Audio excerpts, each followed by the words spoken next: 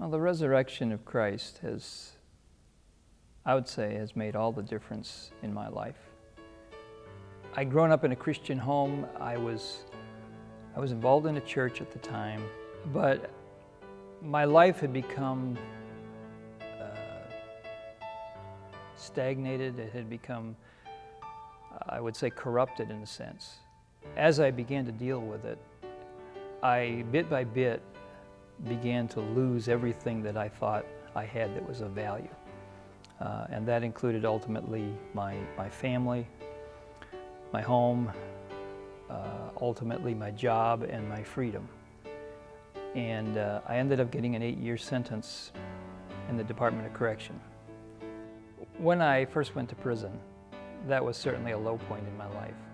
But it was a high point also, because it was at that time that I met Christ in a new and powerful way, and the power of His resurrection really became something that was much less abstract than it had been, I guess, in the past.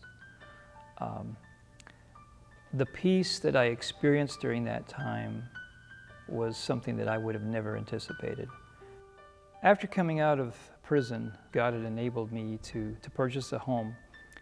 And when I did that, I did that with the idea in mind that God was asking me to, in some sense, share the grace that He had shown me with others, and recognizing that in many ways I had many more opportunities as I came out of prison than the average person does.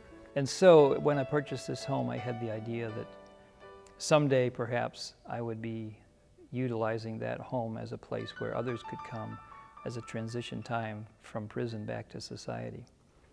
And God has enabled that to happen, and I currently have 4 men there right now that are transitioning from prison.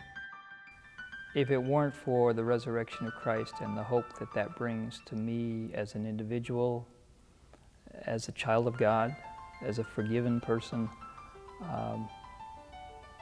I don't know where I'd be today. I'm not sure I'd be here. I'm not sure I'd be alive. The resurrection of Christ is what has driven me to try to follow whatever God is leading me to do, and to live my life for Him. And imperfect as I am in that, it's been inspiring to see the Holy Spirit work in the ways that He has.